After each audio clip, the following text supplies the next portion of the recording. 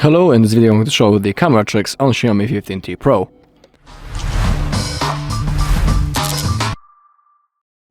Alright, so let's launch our camera, and in here I'll try to show you the best settings and the best features that we have in our camera.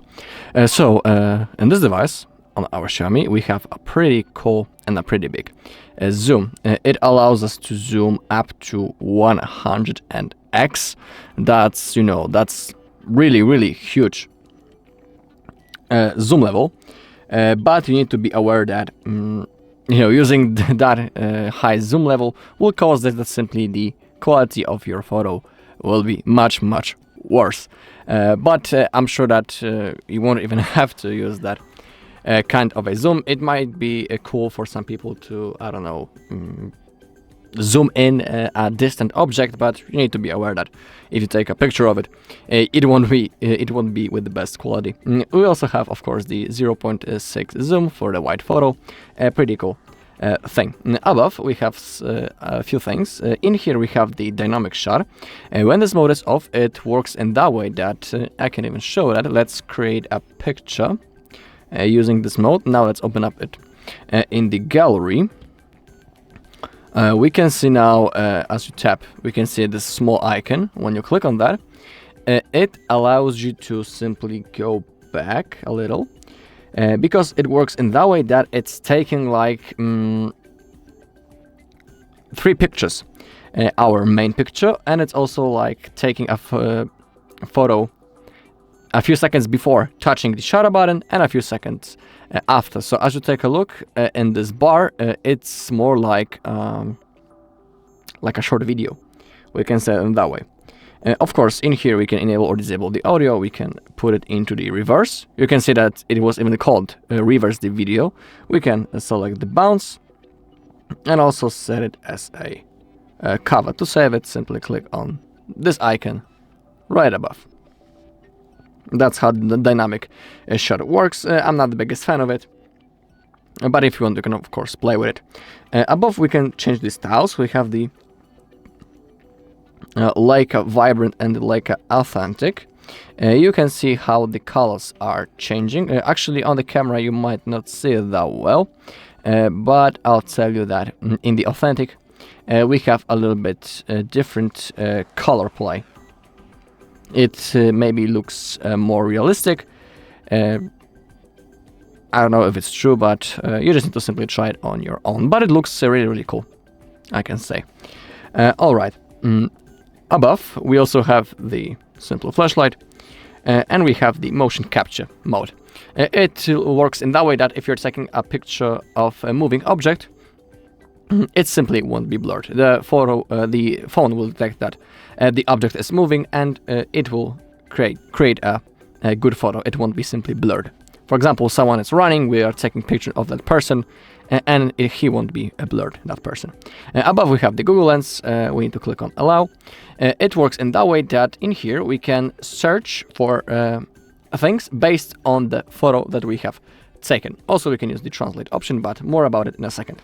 So we need to select the search option, and now let's say I'll again create a photo of this plant that is next to me. I'll take a picture, and now Google, actually first we need to ask about this image. So in here we have suggestions. They are in Polish, so let's say what is the name of this plant, and as you take a look we have our results. So thanks to that we can simply detect the objects that, for example, we don't know how they are called. I don't know what this plant was, but I have used the Google Lens feature and I have gained the information. Also in the internet you'll be able to see similar plants to it based on the Google search. As you take a look in here we have a whole gallery. So it's pretty useful thing. Also we can search for the things from our gallery. We can open it up, and now let's say I'll click on this plant. This time it has been detected, and now the AI is giving us information what it might be. Pretty useful feature. We also have the translate function, just like I was saying. So let's go back and let's click on the translate. Now we need to select from which language we want to translate, and on the right side, translate to, and here we can select the language from this long list. Let me try this feature. Let's try to translate, for example, into, I don't know, maybe some exotic language. This one. And next to me, I have my Stream Deck with some text. So let's try. Does it work? All right. And now as you take a look in this photo, it has been successfully translated. Maybe except the rec and the intro button, but the rest, in here I have my pause button, in here I have my outro button, and everything has been successfully translated. Works just fine. Pretty cool thing. Alright, another features. Also, cool thing is possibility to manually adjust the exposure level. Pretty useful if you want to adjust simply the camera based on your surroundings. So, for example, let's say that we are in a very well lit environment, and to take a better photo, it's simply better to decrease the exposure level a little bit and then take a photo. So, possibility to manually change the exposure level is a really cool thing, and it can help with taking better photos. You can, of course, also click right in here and adjust the exposure level in here. But my favorite preset is by simply clicking on the screen and then manually sliding up or down. Alright, next to it we have the filters that we can select. As you can see, it's a pretty long list. We also have the beautify feature, and we have this bar down below that we can use. Also, in the video, we can select the resolution up to 8K, pretty cool thing. The maximum, we can only record for 6 minutes, we cannot go higher than that. And if it comes to 4K resolution and 120 FPS, which is really big value, we can record up to, I think it was, again, 6 minutes or 4 minutes. Alright, when it comes to the Pro mode, it's also a really cool thing. It allows us to adjust things such as exposure level, the saturation, the ISO, white balance, and the automatic focus. So this mode is basically for people who really like to adjust everything in the settings before taking the picture for the best results. And I also highly recommend trying this feature for your own. So you can see that everything is changing when I'm adjusting each bar. That's the white balance. In here I can go with the saturation, then with the exposure. As you go to the right side, we also have the slow shutter mode, the quick snap, the documentary, and many more. Also, we have the documents mode. And when it comes to other, if you slide to the upside, we have the Ultra HD.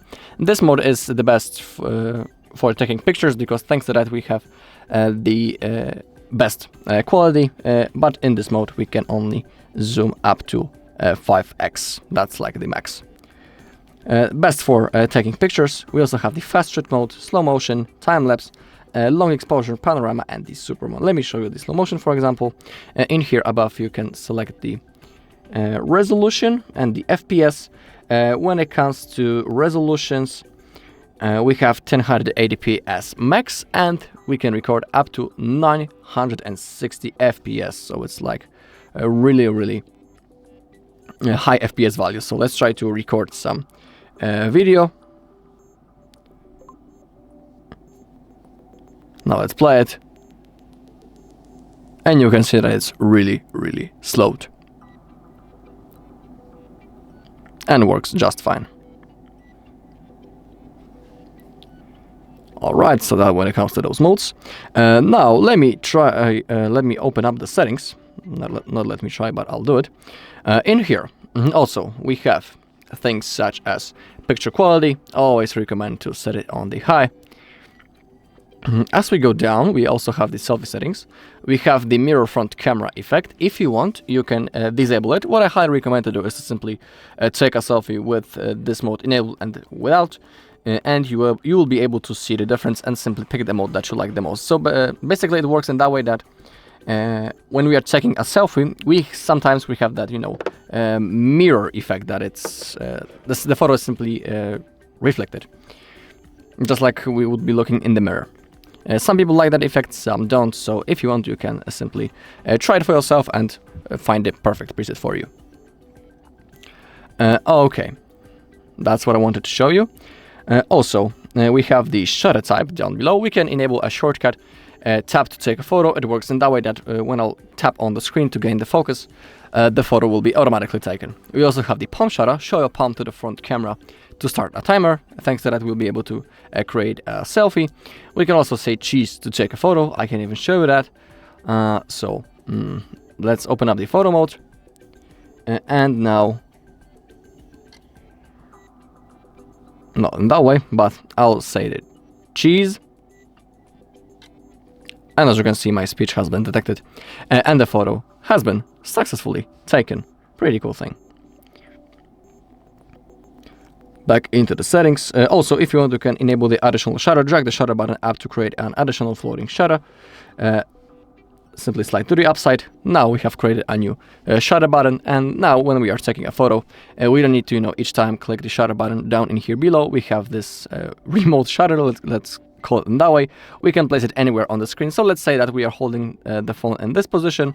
And now when I'll tap it right in here, I have successfully created a photo. For some people, it might be more comfortable to simply tap right in here instead of right in here. Alright, now as I'll tap the screen, the photo will be taken. That's the feature that I have before turned on. You can see that it's working. So that was the confirmation. Now let's scroll down. If you want, we can go also into the video. We can in here change the audio settings and enable the smart noise reduction, reduce the impact of wind on recorded audio while shooting videos. This feature works in regular and pro videos modes. External microphones and volume adjustments aren't supported. So in here we have a preview how it looks like when this mode is enabled. I highly recommend turning it on. So now let's try to play the original sound.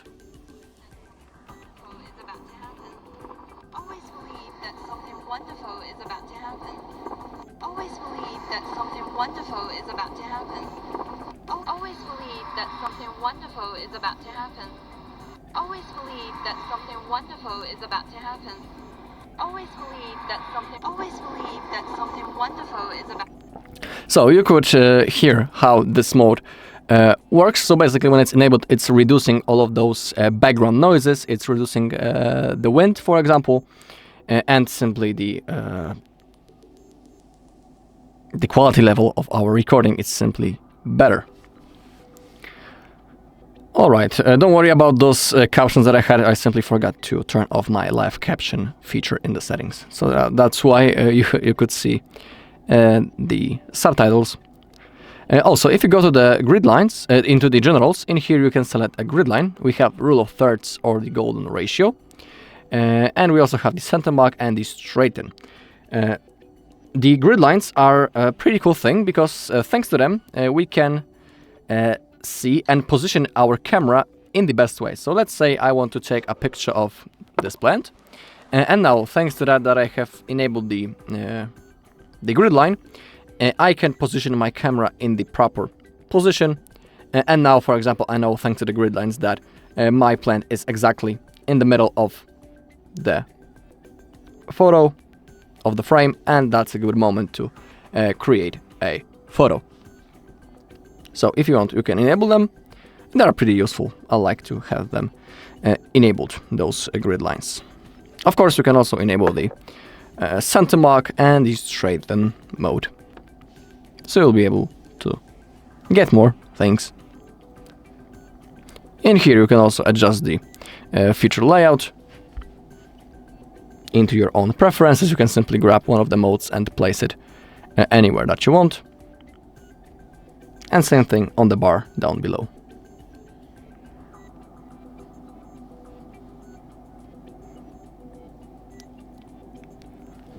Alright, and that's all in this video. Thank you all for watching. If you found this video helpful, please leave a like, comment and subscribe.